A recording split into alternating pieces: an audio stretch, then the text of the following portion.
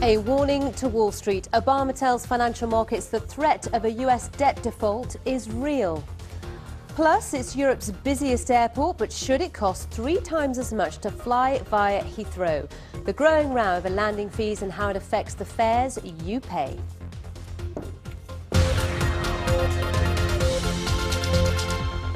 Hello and a very warm welcome you with World Business Report. I'm Sally BUNDOCK. Also in the programme, why the shutdown could affect the cost of the food on your breakfast table. But first of all, as you have been hearing, the latest meetings between President Obama and senior congressional leaders have ended without agreement yet again on the budget dispute that's led to a shutdown of many US government services since Tuesday. President Obama has been doing his best to harness the power of financial markets in his budget battle with the Republicans. On Wednesday, he used an interview with financial television network CNBC to warn Wall Street it should be concerned that a conservative faction of Republicans is willing to allow the country to default on its debt. The broadcast came after the close of the US markets, which have so far shown a muted reaction to this political deadlock. Earlier, the president had met the bosses of America's biggest banks. Here's Michelle Fleury in New York. So far, the markets have appeared numb in the face of government dysfunction. But the time for such calm on Wall Street is over. When you have a situation in which a faction is willing, potentially, to default on U.S. government obligations, then we are in trouble. Hours earlier at the White House, he met with more than a dozen Wall Street bank chiefs. We just want solutions. Looking less like masters of the universe and more like doomsday prophets, they spoke of how bad things might get if America were unable to fund itself and pay its bills. Goldman Sachs' chief executive, Lloyd Blankfein, summed it up best. There's precedent for a government shutdown. There's no precedent for default. We're the most important economy in the world. We're the reserve currency of the world.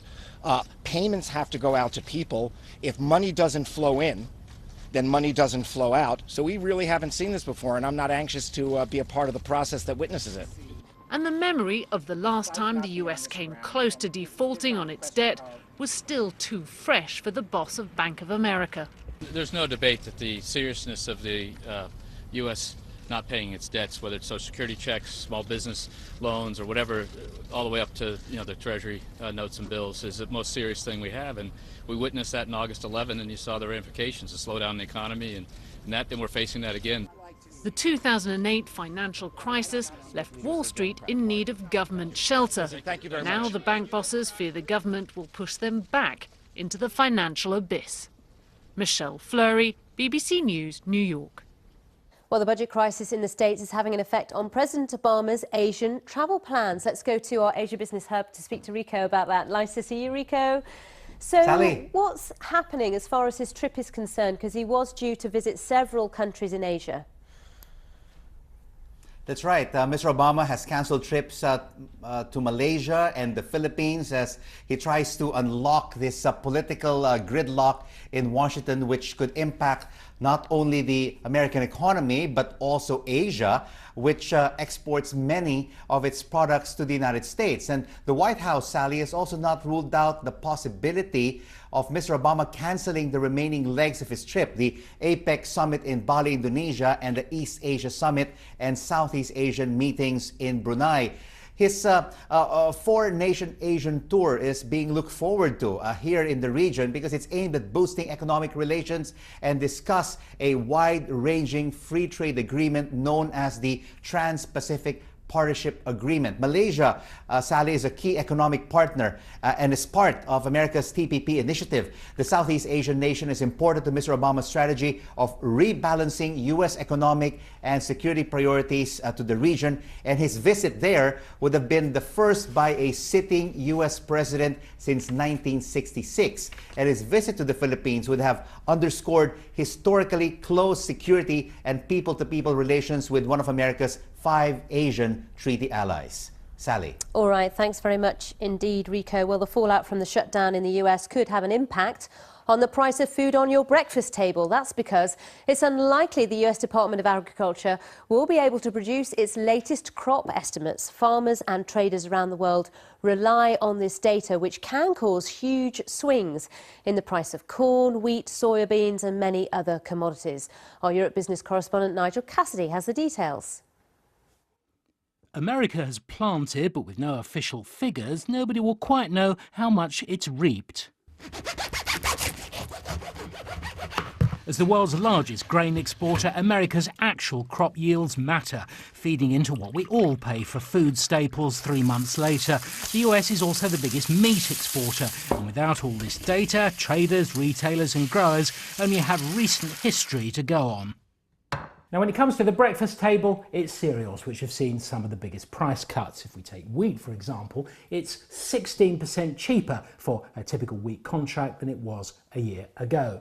The story is different from meat. If we take lean hog, that goes into your breakfast bacon, that's 12% more expensive than a year ago. And frozen orange concentrate, well, that's 11% more expensive. We carry out our own weekly yield. So the commodity markets may be unsure if the 2013 harvest has proved as good as many hoped, with some concerns about soybean yields and little August rain on America's Corn Belt. There's export data, there's weekly crop progress data, there's surveyors who are going at the field right now checking on the yields and measuring heights. It could also maybe lead to higher volatility, as some traders might look at this as an opportunity to trade on preferential information. So there could be some traders, for example, who have access to deep knowledge on the markets, and they may take advantage of that at a time when the rest of the world, if you like, doesn't have access to this information because of the downing of the USDA. The size of the crop in the US, Europe and Russia also shapes how much and what producers plant worldwide, so almost everyone in the food chain may benefit when the US starts churning out farm data again. Nigel Cassidy, BBC News. Now, Britain's aviation regulator will rule on how Europe's busiest airport, that's Heathrow, can charge airlines in landing fees. The Civil Aviation Authority is the industry watchdog that limits what airports can charge airlines. Now, at the moment, on average, 200,000 passengers fly in and out of Heathrow every day. Heathrow charges airlines for landing there, and that charge is passed on to passengers as a service fee. And that's capped at $50 for short-haul flights. Passengers on long-haul flights currently pay up to $65 as part of their ticket price. So what's the likely outcome and what will it mean for travellers? Simon Calder from the BBC's Fast Track team is with me now. Nice to see you, Simon. First of all, I've said in one of my headlines it's 3 times more than other airports charge. How has Heathrow got away with that? Heathrow, as many travellers know to their interest, is a very, very different airport from anywhere else on the planet. Indeed, London is the world capital of aviation. It handles far more passengers flying in and out of its 6 airports than New York, than Tokyo, Dubai and so on. And the problem with Heathrow is that because it's effectively full, there are no spare slots in essence. The costs, the actual market would say, well, we're going to charge people maybe $100 per passenger, which would be excessive. And so therefore the regulator, the Civil Aviation Authority, controls what Heathrow may charge. But the way that that's worked out is arcane. It's not really to do with the actual marginal cost of handling. Has it been a bit of a gentleman's agreement between the Civil Aviation Authority and Heathrow? I think that would be a bit strong, but they have most certainly allowed above inflation increases. And the classic way to look at it is, as you say, on a flight from Heathrow to Las Vegas on British Airways, you will pay $65 as your passenger service fee. That goes directly to the airport. If you're flying from Gatwick on British Airways, same aircraft, same airline, same destination, you'll pay just $20. And the airlines are furious at the amount that they are having to pay. So will regulators get it right today for the passengers or not? The indications are that the Civil Aviation Authority will actually allow only below inflation aviation increases, that's certainly what Willie Walsh, who's the main customer there, he's the boss of IAG, including British Airways and Iberia, wants. The airport says, well, look, if we can't get the fees that we need, then our investors will simply put their money elsewhere, and Heathrow will not get the necessary upgrades that it needs. Of course, it's basically a 1940s facility that's being shoehorned into the 21st century. Meanwhile, of course, this all takes place against the background of London being starved of runways, nothing new since the Second World War. So that's another big round, no doubt, we'll be talking about soon. We will. Thank you very much, Simon, for coming in this morning. And that's a story we'll keep you up to date on for sure here on the BBC.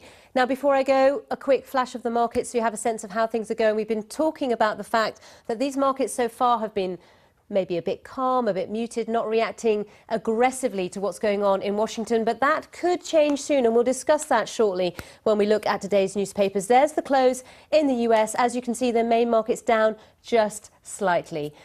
That's World Business Report. Stay with us.